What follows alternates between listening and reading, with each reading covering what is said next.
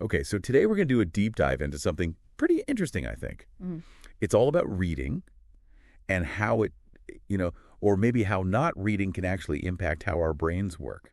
Oh, interesting. Yeah, so we've got some source material, and there's this one line that really jumped out. Okay. It says, when you stop reading books, you start losing intelligence, ambition, and imagination.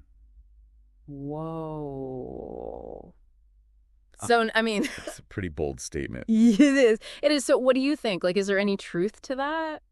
Well, it's definitely a bit of a generalization. Yeah. But I think there's something there, that we can kind of unpack a little bit. Okay, yeah. Let's unpack it. Because it's saying, like, intelligence, ambition, imagination, like, we can lose those just because we're not reading. Right, and I don't think it's quite that simple. Okay. But to really understand why, we need to talk about this concept called neuroplasticity. Neuroplasticity. Yeah. Have you heard of that? Yeah, I've heard of it. I think I've heard, like, neurons that fire together, wire together. Is that part of it? That's exactly it. So it's the idea that our brains are constantly, like, adapting and changing. Right, okay. Based on what we do. So how does reading fit into that? Well, reading is basically like a workout for your brain. Oh, okay. Like if you think about lifting weights, Yeah. it makes your muscles stronger. Mm-hmm. Reading does the same thing for your brain.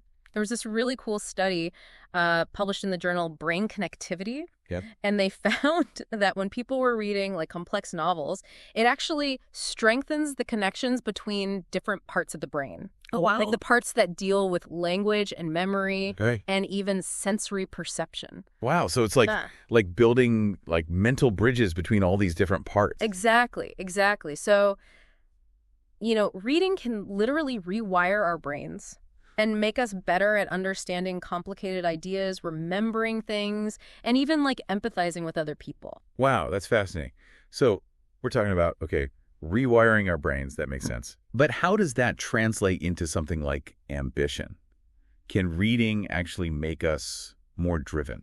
I think it can definitely play a role. Okay. Because when you read like biographies of really successful people, Mm. or even just fictional stories about characters overcoming challenges and achieving their goals, Yeah. you're kind of exposing yourself to all these different models of ambition. Right. You're seeing how other people set goals and make decisions and stick with things, even when it's hard. Yeah. And those stories can give you like a framework for developing your own sense of ambition. It's almost like they give you permission to like dream bigger. Yeah. And to believe that you actually can achieve things. Exactly. And it's the same with imagination, right? Oh, it is. Especially when you're reading fiction, Mhm. because you have to use your imagination to picture the settings and the characters and things that don't exist in real life. Right. Yeah. So it's like a constant workout for your imagination, and that can make us more creative, help us come up with new ideas in all areas of our life, work, projects, just having fun. Yeah, I'm starting to see this claim that, Yeah. that we lose intelligence and ambition if we don't read in a different light now. Mm-hmm. It's not like we instantly lose it. Yeah, right. But reading is kind of like exercising those things, those parts of our brain. It's like going to the gym, but for your mind. Yeah, exactly. And it shows how important it is to make reading a habit. Yeah. Not just to learn stuff, but to like really shape and grow our minds. So to sum it all up, it seems like reading isn't just about escaping into a good story. Mm-hmm. It's about engaging with ideas and different perspectives and really rewiring our brains Yeah. to become, I guess, better versions of ourselves, more intelligent and ambitious and imaginative. Absolutely. And I'd like to leave you with a question. What's one book you could start reading today that might spark some new ambition or get your imagination going in a way you never thought of? That's a good question. I think I'm going to have to think about that one. Me too.